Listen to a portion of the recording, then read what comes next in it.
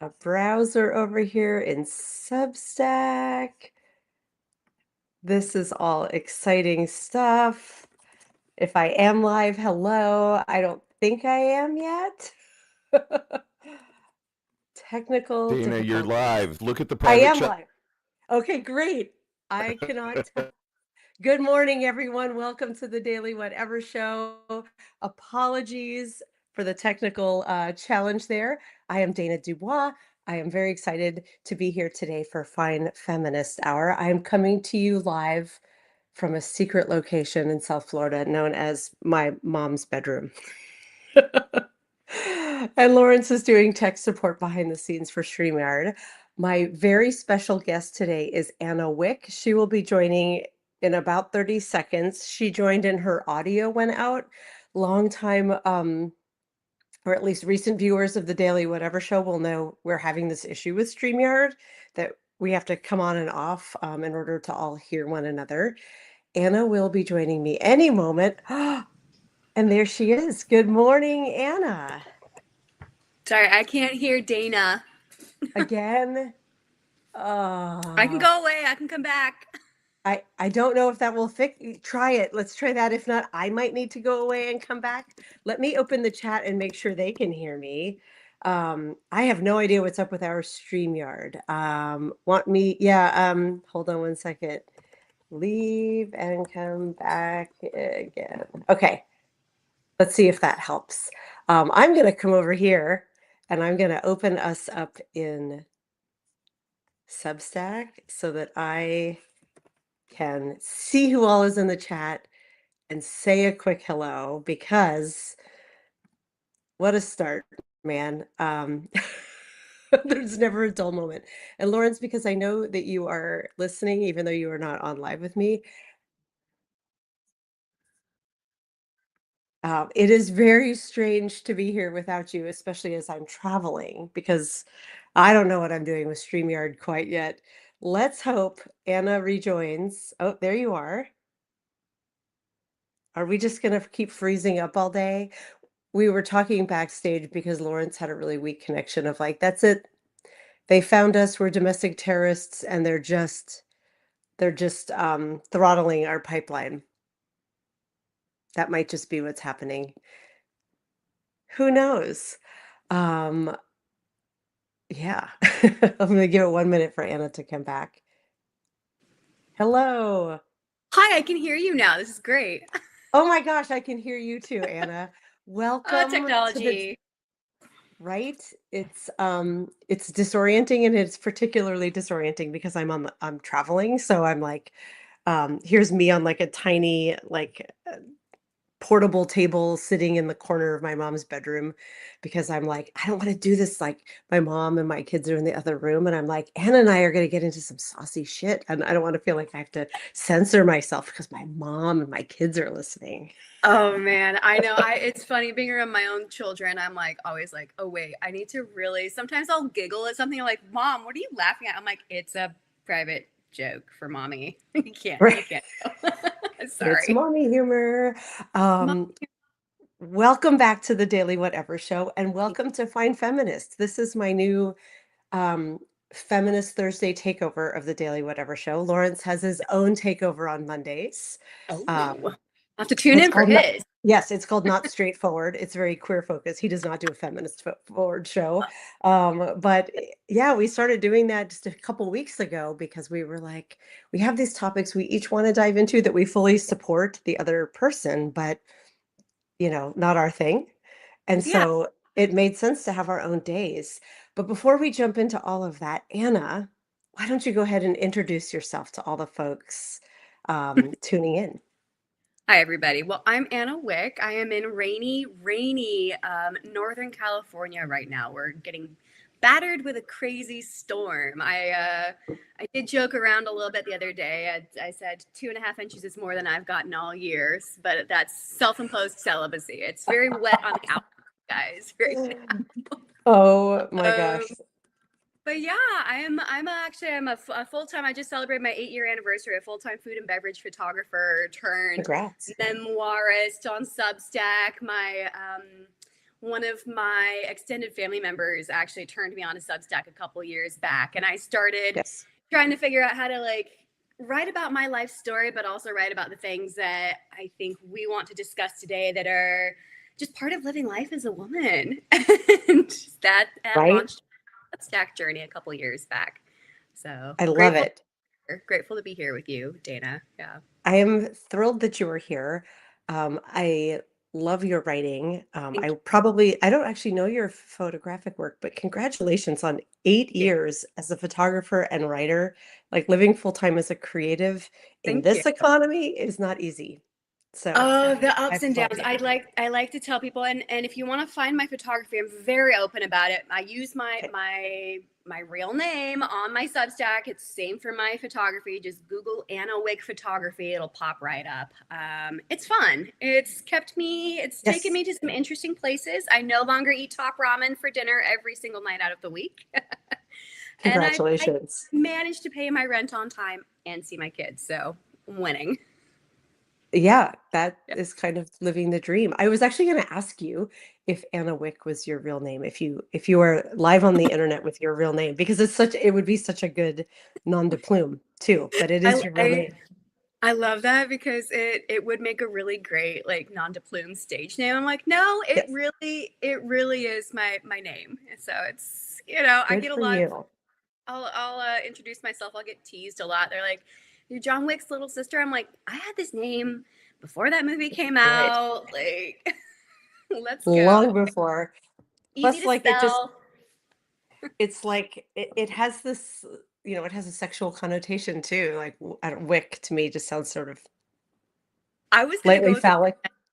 revenge theme of like I'm just writing my enemies. I'm gonna deal with them via my Right. pen. But yes, it Right. has a sexual connotation to it, which I'm sure has aided me along the years. Uh, Undoubtedly. I have a this is not my real last name. Dana is my real first name, but I am Dana DuBois everywhere on the internet. But I love it. That's probably smart. yes. I gave up. There was so much evidence of me before I started my Substack again, because I go back to my photography journey and Hmm. getting my Substack journey started. There was a little bit like crossover with that Instagram social media crowd.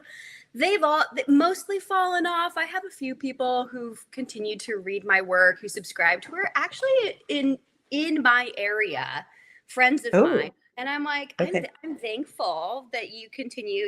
Some couple of gay men, they love reading all my stuff. A couple of girlfriends that have moved away at this point. I'm like, oh, I appreciate you all so much. But yeah, Right. I just stopped trying to pull over my audience from Instagram, and Yeah. it's been messy. But I'm kind of just focusing on Substack for Substack, and my Yes. Instagram, my business photography at this point. So I'm like, it's living these two separate like identities. But Right. am I really? Right. I'm sure they cross over some, and this They do is part of being a woman on the internet, or a woman living out loud, I guess. that part. And yes, it is. The word Madonna whore is what came to mind, and that's not quite it. The professional and the Yeah. personal, the duality of it, and that's one of the topics I really want to dive into because you're a beautiful writer. You do Thank you. great work, and also you are audacious on Substack about being a very attractive and sexual woman, which Yeah. my I think it's because of the Daily Whatever show that my content skews toward very political content creators, and so I have all of these very serious, earnest voices, and I'm like, where are all the sexy like women being audacious online? With this show, I'm hoping to find more of them because I'm always I always want to hear women's points of view, and I'm very interested in women. Um, I'm just going to keep calling it living out loud. My personal Substack apart from the Daily Whatever show is I write out loud. And Oh, it's this idea, yeah, it's this idea of like I am showing up. yeah. And you are a living proof of that.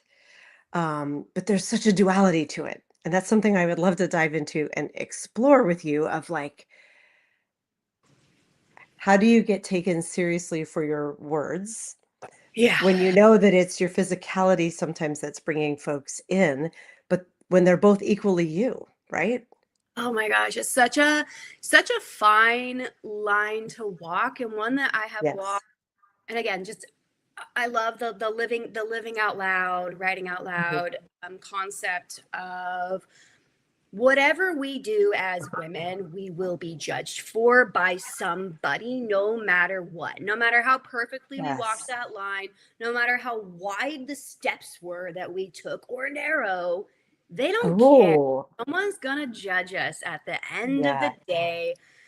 And I part of my story that's so inherent to my writing work, right? I could Yeah. say maybe, and definitely has worked into how I live my life out loud here in Yeah.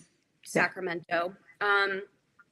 Is I grew up in the purity culture movement. I grew up Right. being sexually objectified on one hand, where I'm like, was handed turtlenecks. I just wrote something where I said I was handed turtlenecks instead of therapy after a very traumatic, incident involving a family member. And it sexualized me in the wrong ways. It made me view my body as being Yes. like shameful sexual.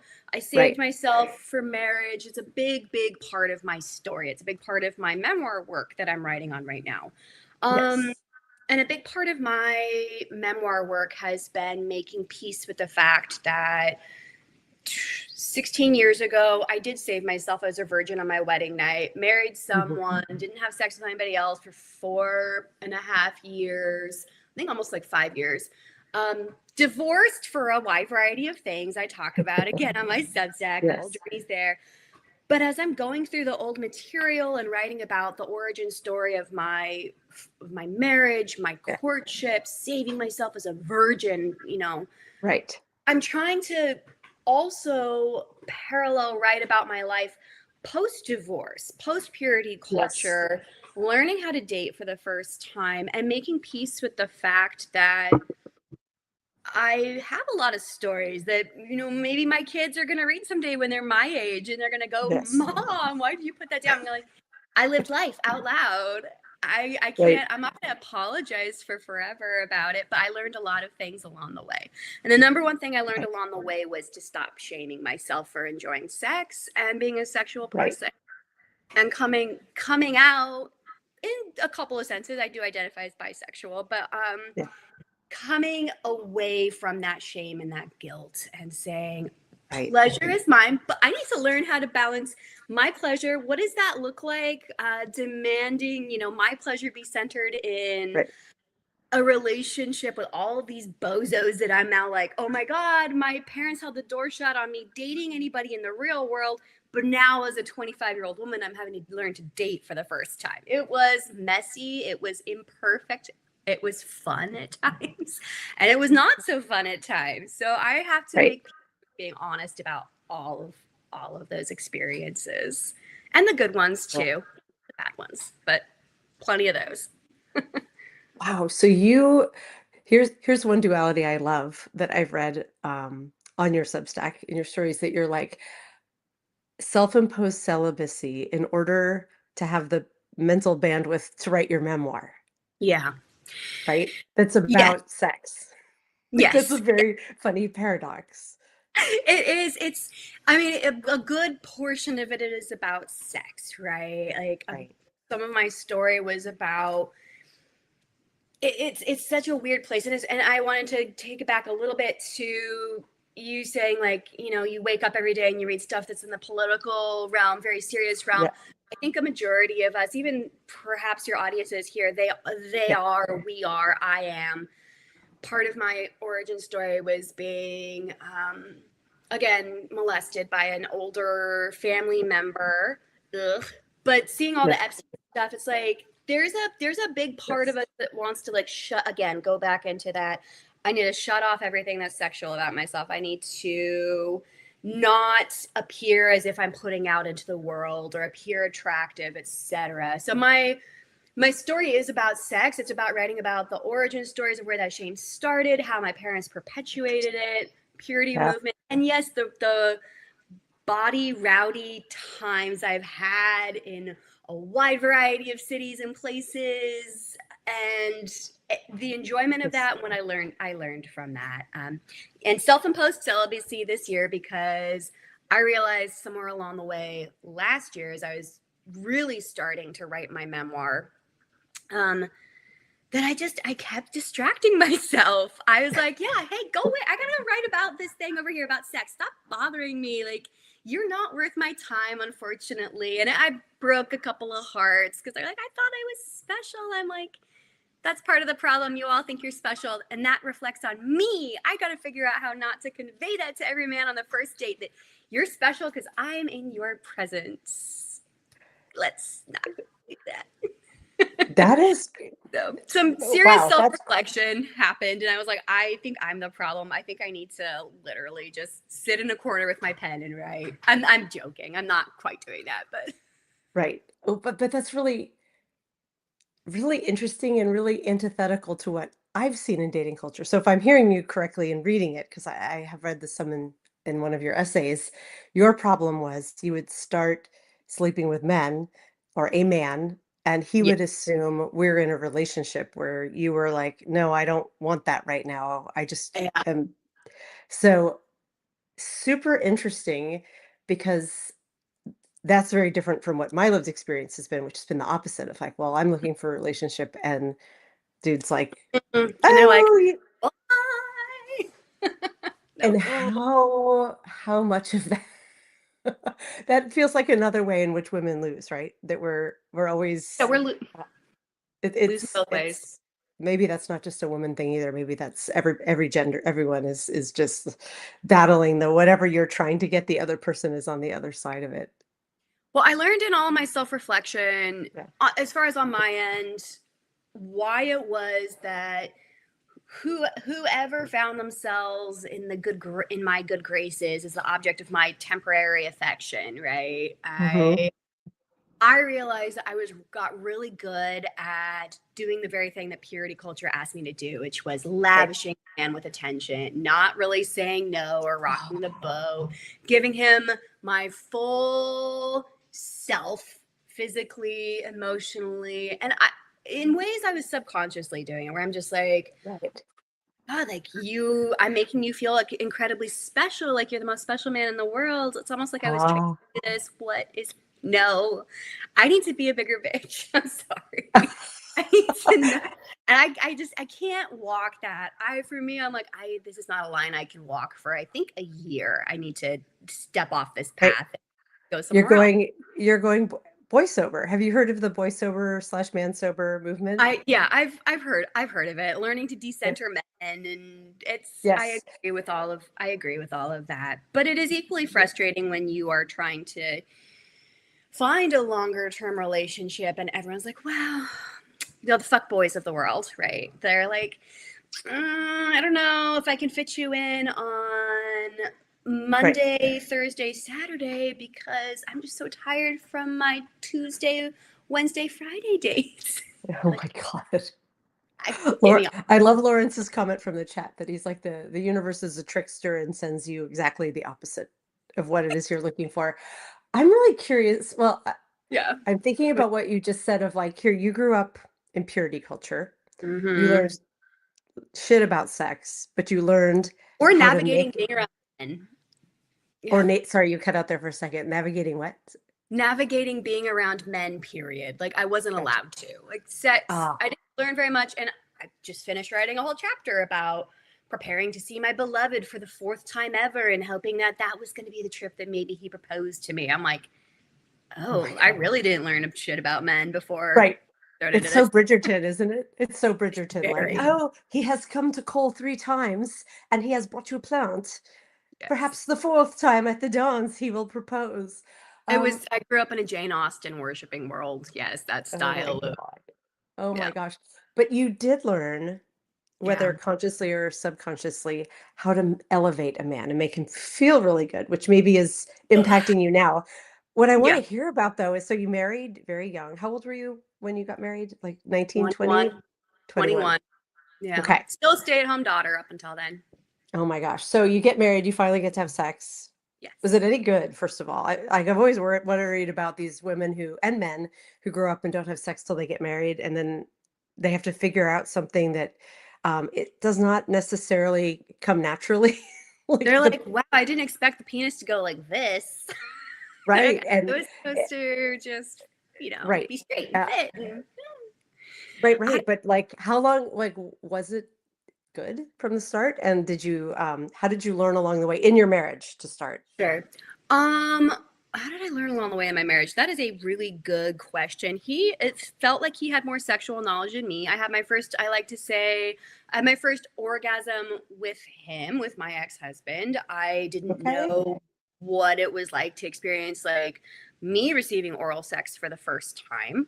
That was Okay. not something that was taught in the Right. Christian anatomy handbooks I was given in the months leading up to my marriage that I had already Right. snuck looked at. As a teenager, I was already very interested in the idea.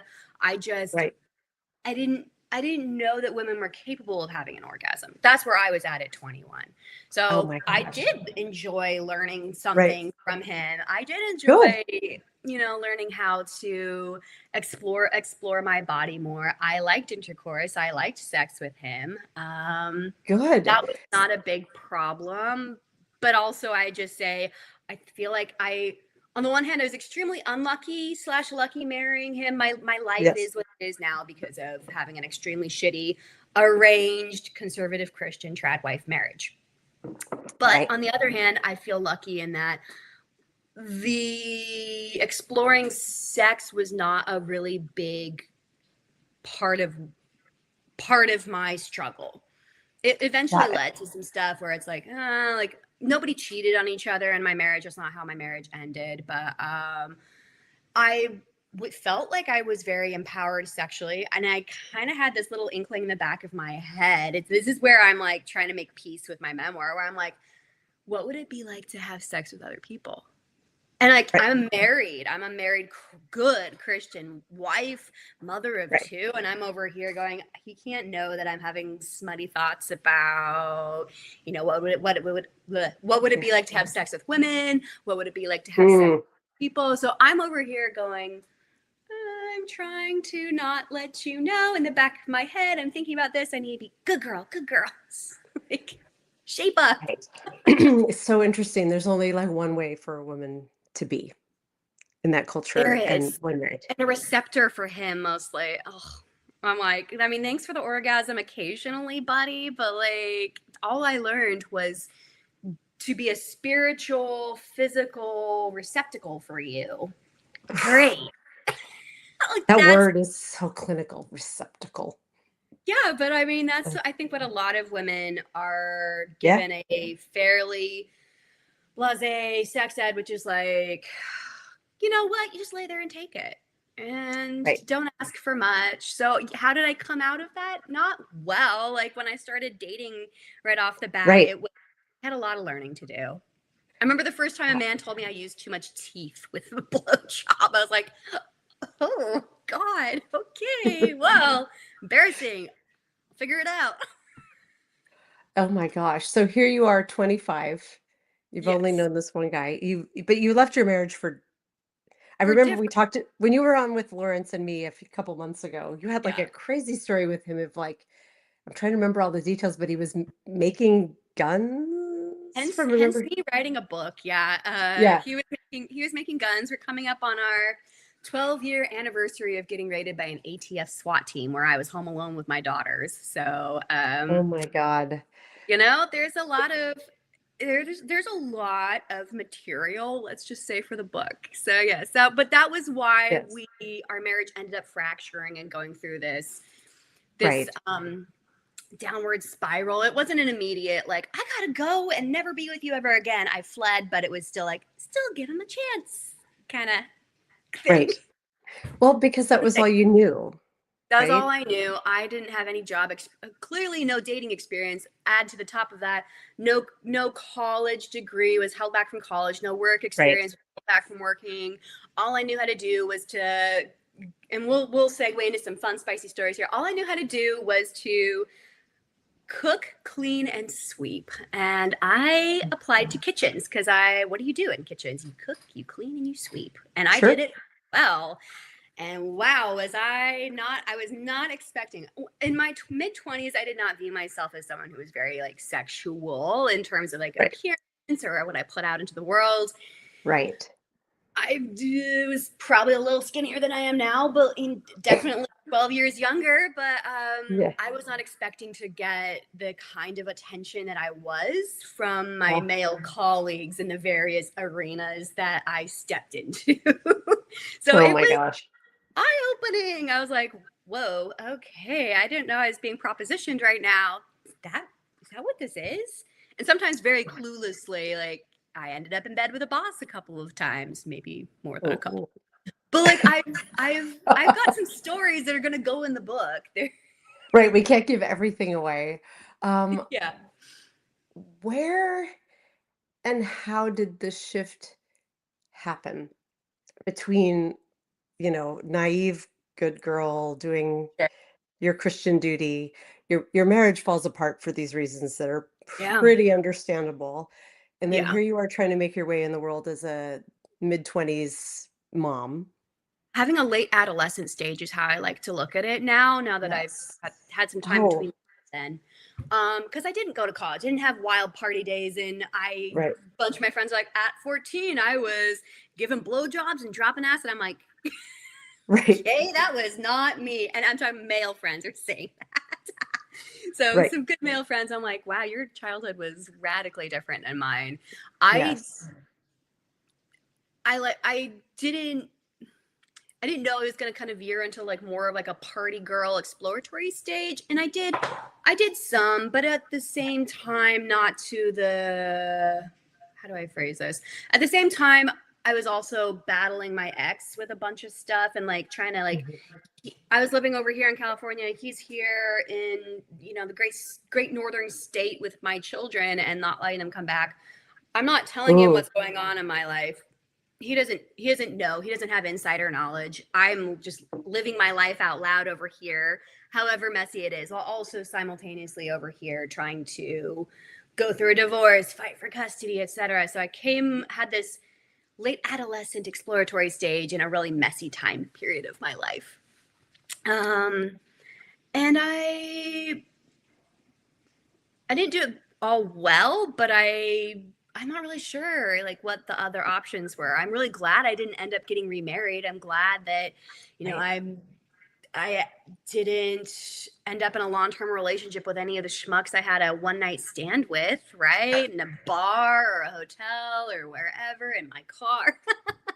It's like Oh my I gosh. did some crazy stuff, but I also didn't know it was like, should you really be doing this right now? It was like it was all I came from this world where it was all cordoned off to Yeah. okay, you got to kind of look cool, look like you know what you're doing in the work world and hang with people and make friends for the first time outside of church circles. So it was an interesting time period for me. Yeah. Wow. Did it feel like when you look back at this time period, was it an empowered time period or did it feel like people were taking advantage of your naivete? There was both. I definitely got taken advantage of by a lot of men. I mean, one of my little stories is like hiding in the back grain room of a brewery while the guy's fiance is pounding on the locked door, and he's like, "Just stay Oh, hidden, stay hidden." Like I'm didn't oof. got myself into a bad situation Right. on more than one occasion, right? What was empowering was what was empowering was learning to talk with other women, learning to hear their Mm, stories, learning to listen to some of their right. life and dating and sex advice because I was such a naive, green, around the edges Yeah. person that I didn't know what was up, what was down, what I should or Sure. shouldn't be doing. Yeah. Um, and I did have some empowering experiences with a number of heterosexual men that were very kind, very sweet, very gentlemanly, treated me well, fully asked for consent. And I had plenty that weren't. It was a Mm, really mixed bag in my 20s. And right. yeah.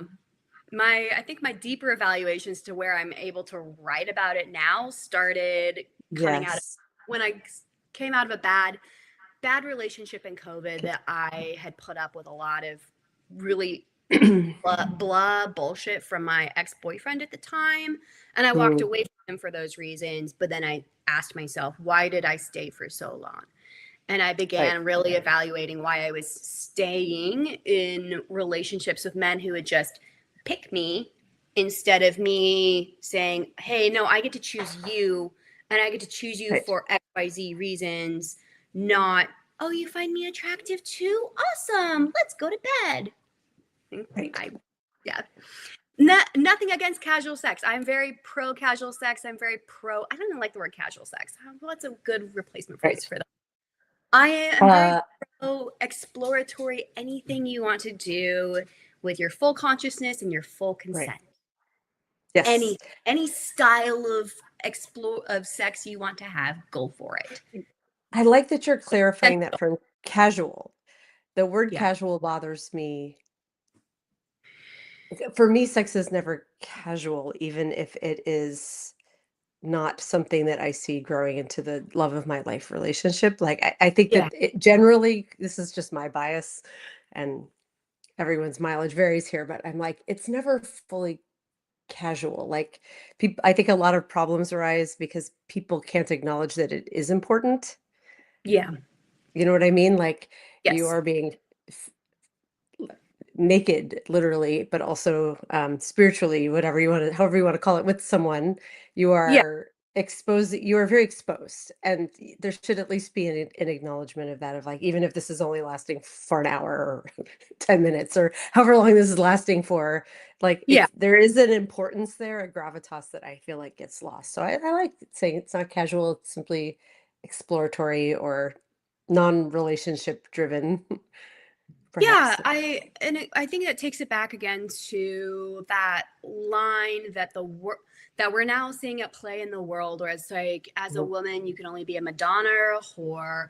As a young adult teenager, I was obviously dealing with purity culture that told me sex was only for under 7 layers of covers with the lights off with your husband.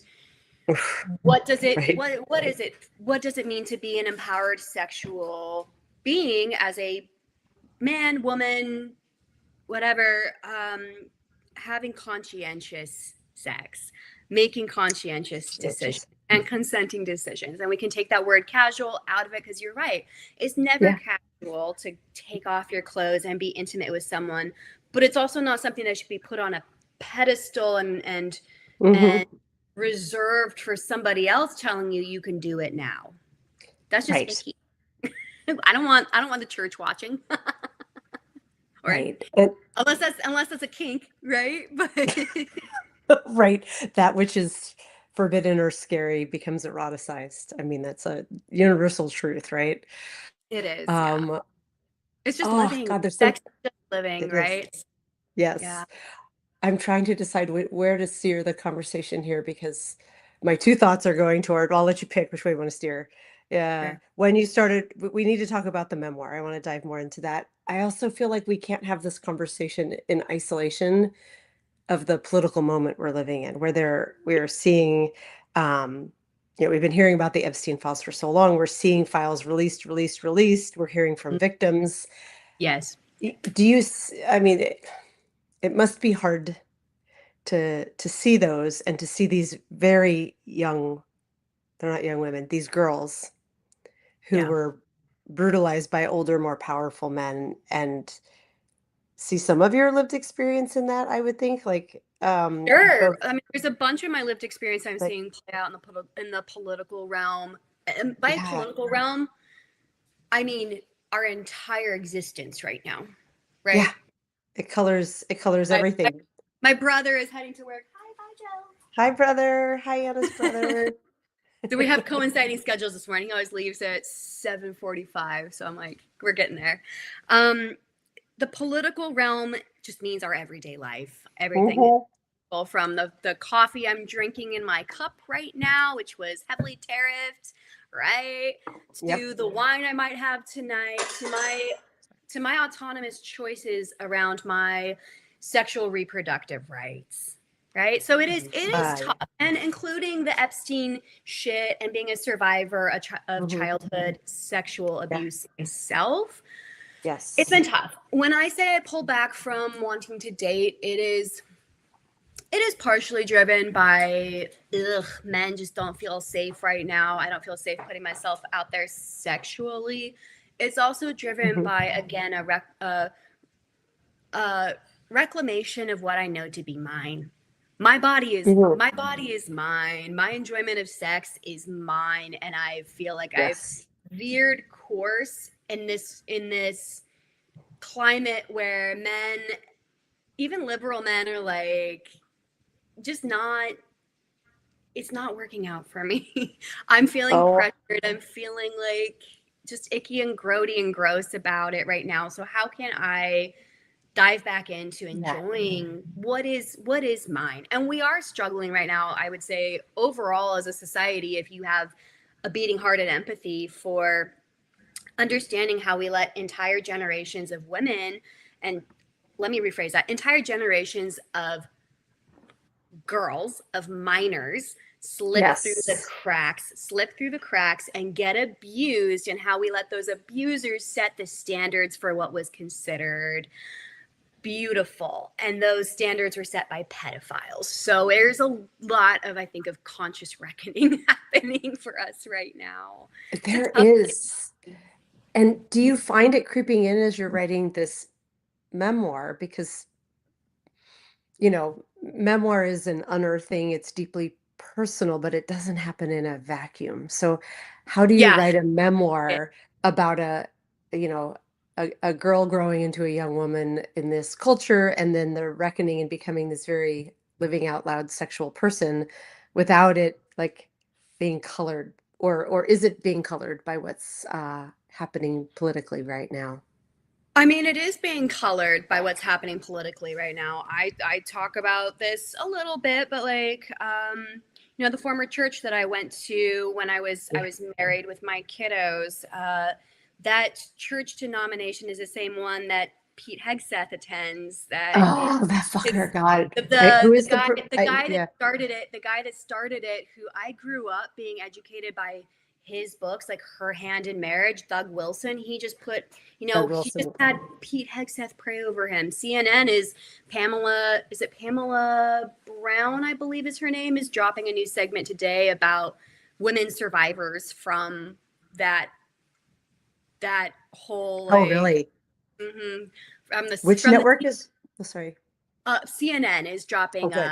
a segment today with Pamela Brown about survivors of those churches, of Doug Wilson's churches. So it is affecting me. It's influencing my writing. I'm trying to take more of a three-pronged approach. Haha, we could dive into a little threesome joke there.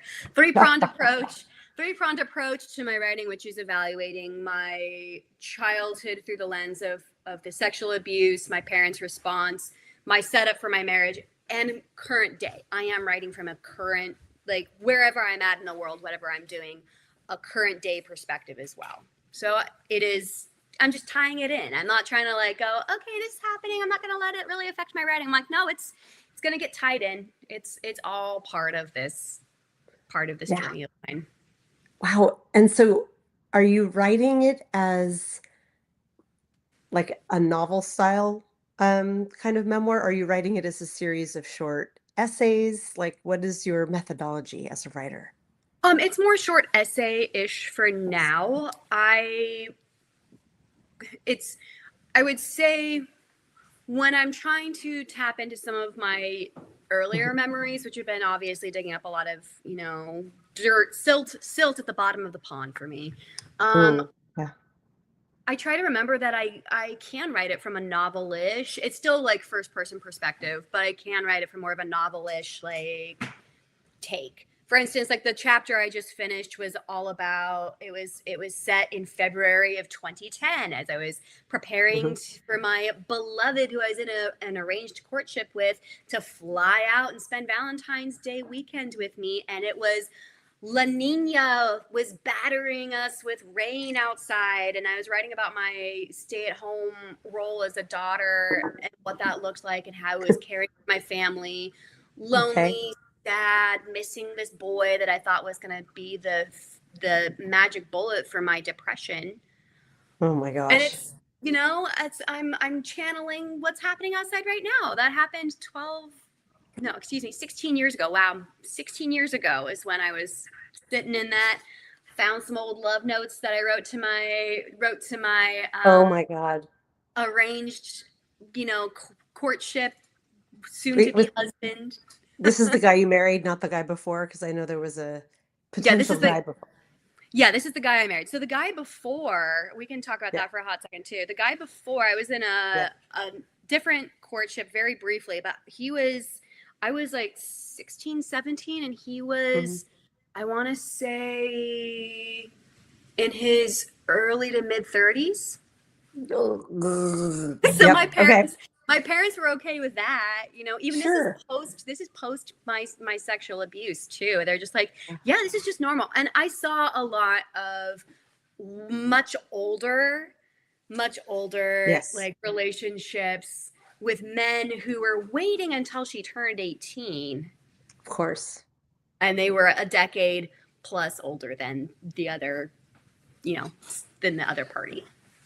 I mean, Yeah. hey, I've dated some older men now that I'm in my 20s, my 30s, I'm in my mid 30s now. I'm like, Yeah. oh, you're 20 years. I had an experience with someone 20 years my senior. And I'm like, I got to choose that though, as a Sure. 30 something vixen. Let's go. We're Yes. at this party. Yeah, you're cool. Let's go. But I got to choose that, Right. Completely different. At Like, 16, it's a little different. Bye, Joe. See ya. oh, bye, Joe. I was like, everyone I on love this that you live with audience, your brother. we've been living here for almost 4 years. Yeah, we That's so share cool. we share a house. It's a really lovely area. Like, it's been a That's big so blessing cool. in my life. Yeah. Yeah, I love my brother. That's very cool. Lawrence. I am. Did you see Lawrence's comment here in this in the StreamYard chat? Lauren said, "Hey, cute brother." You have a fan. Bye, Joe. All right, adios. Yeah, ride safe. It's crazy out there. Yeah, oh my God, into the pouring rain. That's bold living. I'm not going Oh, to tell you. Here, hold on, watch this. I'm going to open. Can you see that? Like, ah, the there's the South sunshine. Florida. Yeah, Yeah. I saw your picture from the beach yesterday. Just slightly Oh jealous. my Yeah, God. Yeah, the politics here suck, but for a I week oh it's pretty Florida. nice. I know. I want to go Yeah. explore. I have a brother in Texas because I have a lot of brothers. I have 7 brothers. I think we Oh my more. God. I have 2 sisters and 7 brothers. I'm the oldest girl, Oh my gosh. and That is a lot of kids. We're spread out across the U.S. So Yeah. like, I haven't made my way to Texas because I don't want to give them my money, and I No, haven't I made my would way to not. Florida because I don't want to give them my money. I don't either, but my parent I grew up here and my parents live here. So here Yeah, I say your dad. yes, I went to see my dad yesterday and I talked about this on the Daily Whatever show yesterday and I grabbed the video and posted it this morning. But we could each share like what's a recent like terrible thing that a dude said to you? This one is a funny one that I'll share because he was, I don't know, 1,000 years old. I don't know how old the guy was at my dad's memory care, but he was new to me, and was sitting across from my dad at breakfast and like nonverbal except for a kind of groan, moan, oh, Ugh. vocalizations, lots of like thick I don't like them that old. drool. You. Yeah, no, no, no, no, no. But he's drooling. And I used to work with stroke patients and in nursing homes, Yeah. so I'm very comfortable being around older folks. And so I just looked at him and was like, "Oh, hi, I'm Dana. I'm Mitch's daughter," because we're sitting at Yeah. the same table, and that's polite. Yeah. And he just sort of has this vacuous stare, and I'm like, "Okay, so we're not real with it." And I turned back to my dad, and this man who did not say any words except for this the whole time just starts looking pointedly at me and chanting, um, "Big melons, big melons," like over and over again. And my dad had melon on his breakfast plate. So for like a hot second, I'm like, Like, oh, does he want what my dad's eating? And then I'm like, oh, no, no, no. He's talking about me. And he's like Wow. looking to my dad, because we were the Oh, only three at this little table, sort of looking to my dad to confirm, like, right? And like, because no one was really paying attention, and because of this, where people were positioned, I'm the only person who heard it. And me being me, the feminist killjoy that I am, I at first like sort of, you're puff up like a cobra, like, what did you just say to me? And then I'm like, like, no, I'm not going to take down this like barely oh. alive man. Um, and my dad's aide, who is this delightful guy, was sitting behind, and he saw I was engaging with him, and he was like, "Be careful of that one. He's handsy." Was what he said to me. Like the staff had told him that, and I Oh. was like, "Oh, can you understand what he's saying? He's chanting big melons." And the guy was like, "I'm so sorry." I'm like, I mean, he's not wrong, but also like it never ends. I'm like, you like you probably haven't had an erection since like the first Bush administration, and you're yelling at me from Yeah. your like That's and it. looking to That's my own father to affirm who under purity culture standards, Dana. You should it's immediately normal, go buy a turtleneck, just cover up, wrap right? those babies, make sure no one has Right. a hint of big melons ever again. Right. We can't And to have old just men take it and chanting. be like, "Thank you, sir." Yeah, it was interesting. My dad didn't understand him, and he was kind of absorbed in his breakfast. And he's every time I come see him, he's a little different. And he was pretty spacey yesterday, but I Okay. was like, what would the dad I knew have done? Because he always leered at women. Like he probably would have made a joke about it and been like, because he's like my Mm. old, like the dad I grew up with probably would have done that. You I know, don't know.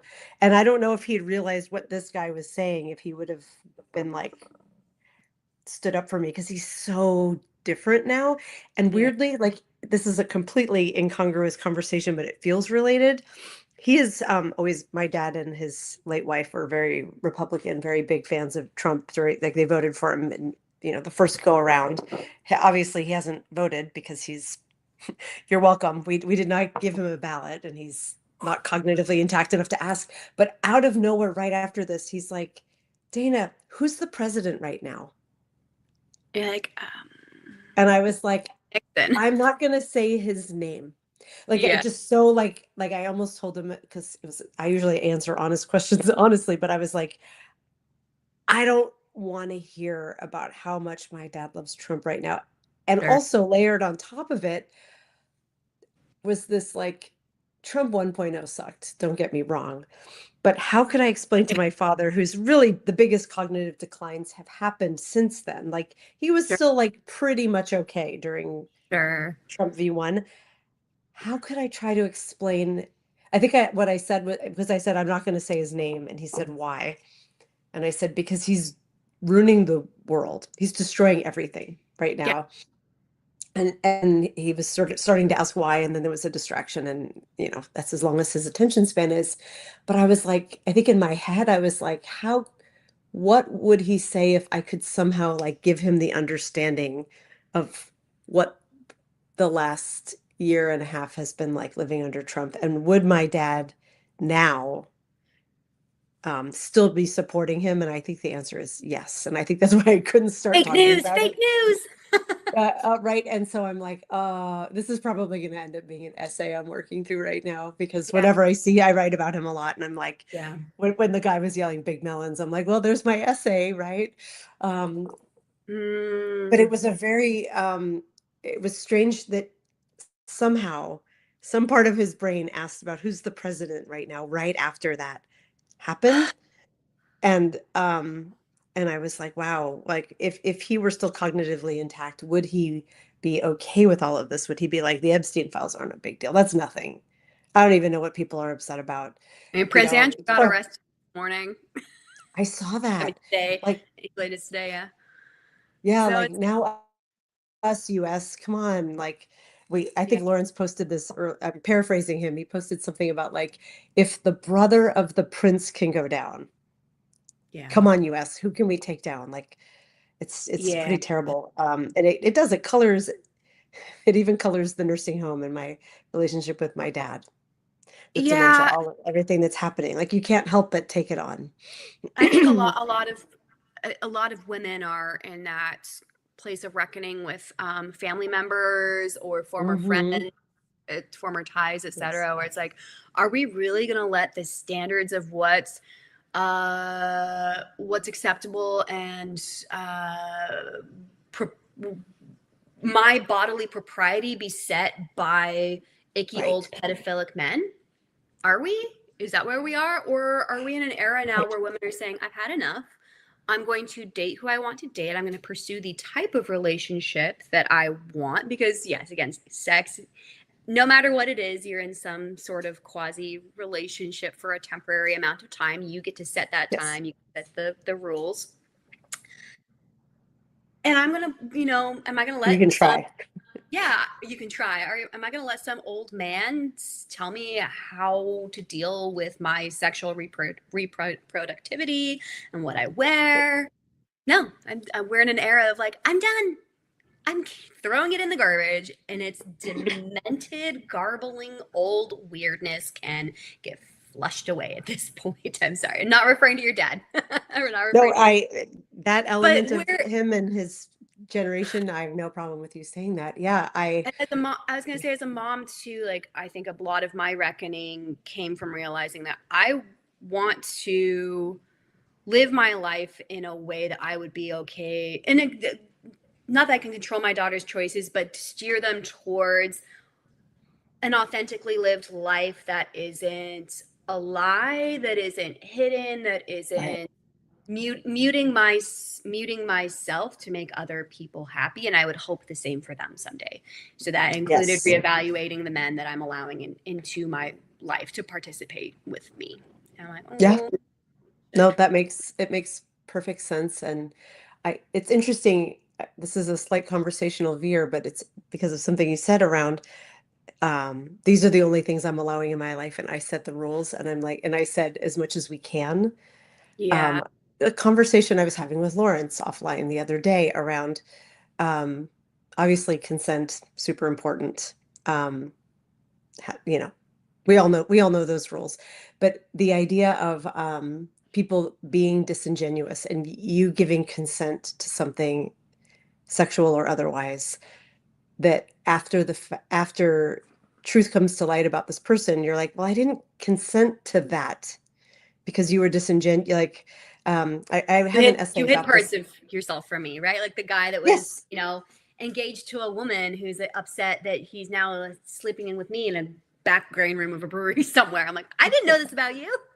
right. So that's exactly what we were getting at, of like, if you give consent, like, can you give consent when you don't know the circumstances? And obviously, when you're getting, when you're being sexual with someone you don't know that well yet, you don't know everything about them. But if there's something Yeah. major being hit, the example that was up for me was like I always say, like, when you're entering into a new sexual relationship with someone, you have nothing to go on but your gut, your reaction to them, and your words. Yeah. I'm always very plain spoken of like, this is not casual for me.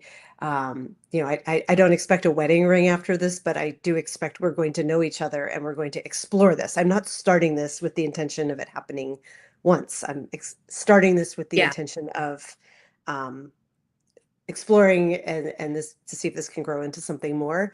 Yeah. And it has happened multiple times where, that ends up getting yanked away very quickly. And Yes. to me, I'm like, I didn't consent to this, is the words that always come to mind. And I'm not talking in the legal sense. Obviously, you consent beforehand and during, and you can't Yeah. after the fact be like, that was rape, that was non-consensual. But Sure. from a But you moral, you thought perspective, from a yeah, moral perspective, you thought you'd laid out the what was yes. acceptable codes of conduct to you to be able to access the taking off of the clothes, and you're like, well, I like that you're acting it out. I can't help it. It's just, yeah, part of who I am. Yep. But Right? you lay out the rules, and I mean, Yeah. on a really weird other end of the spectrum, I've laid out the rules for men where I'm like, I'm only looking for something Mhm. that casual. Please don't ask to be my boyfriend. Please don't tell me you love me. I don't want to hear that right now. I just don't want to hear Right. that. You're Oh, over that's here such a and trope though, Anna. The whole, like, the ah, woman will say that, and then the dude is like, oh, because she doesn't want that, I am going to chase it, right? That's such a, God, we were just watching some Oh, goofy so we're movie last night. My Oxford Year, it was called.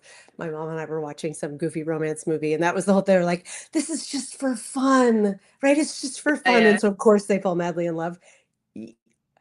There's a reverse psychology happening with when you are telling men like, oh, I'm just here for fun, and they're like, but I'm going to change your mind, girl. But I've been in the But I really this, want, it's funny because like in 2021 I went through this phase of, this is in line with what you were just saying, this phase of, yeah, look, I'm going to play by somebody's rules. I'm going to wait until like date 7 or whatever. I literally just had a yeah, girlfriend, tell me this happened to yes, her, where it's like, yes, I waited until day 7. I did all the right things.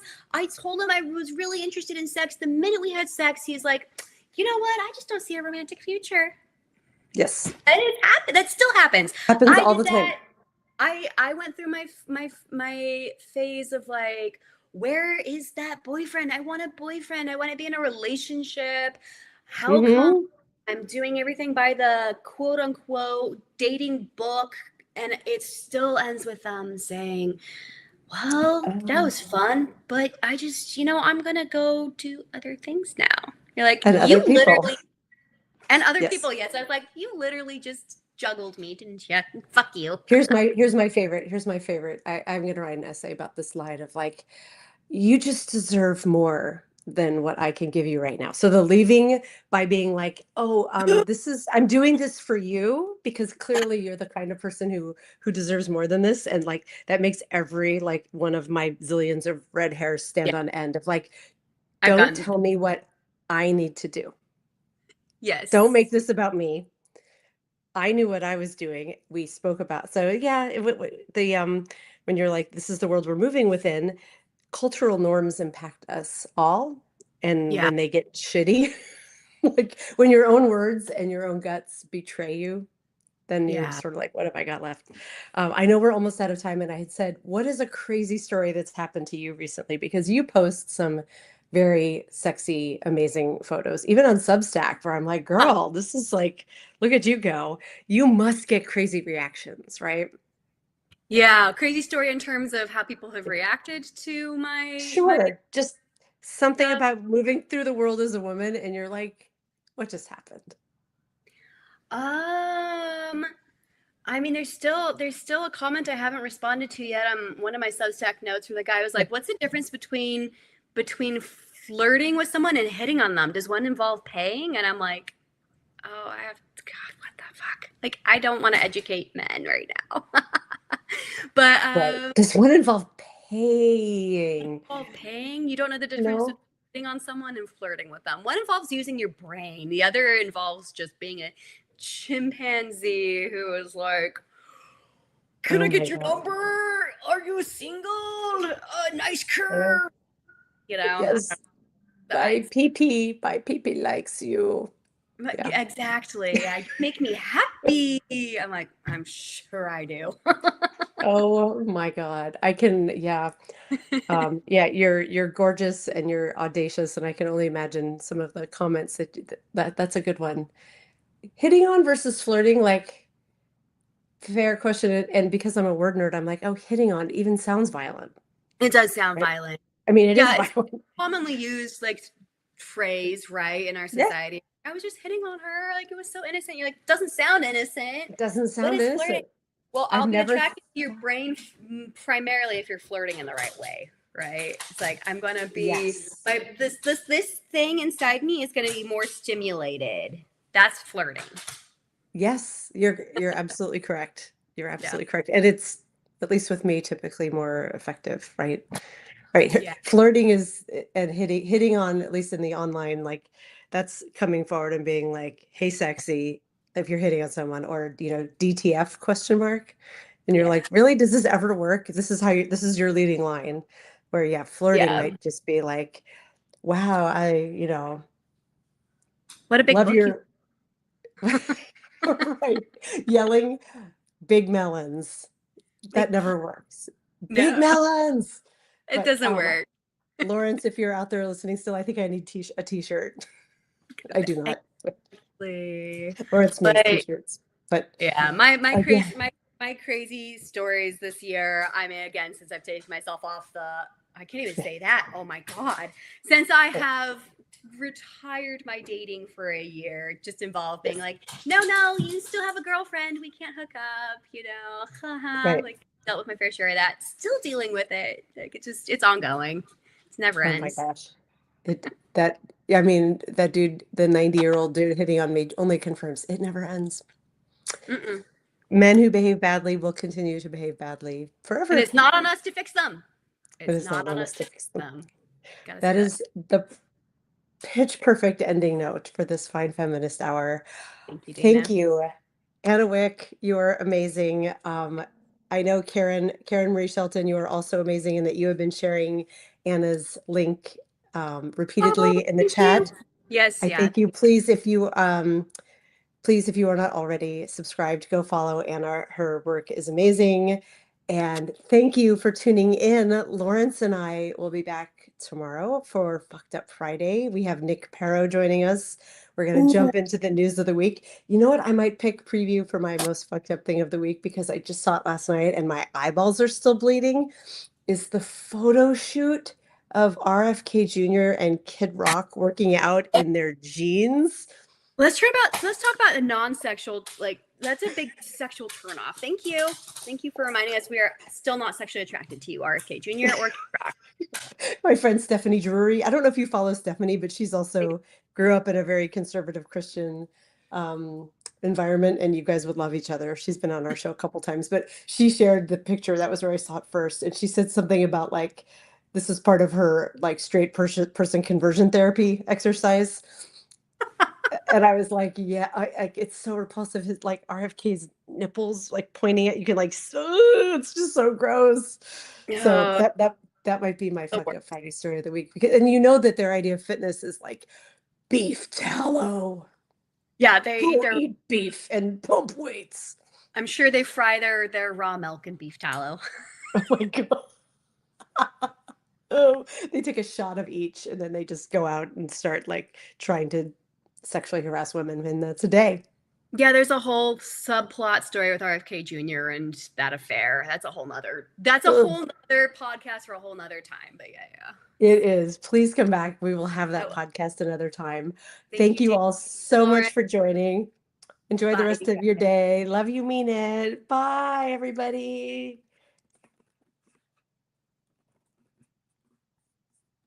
And Lawrence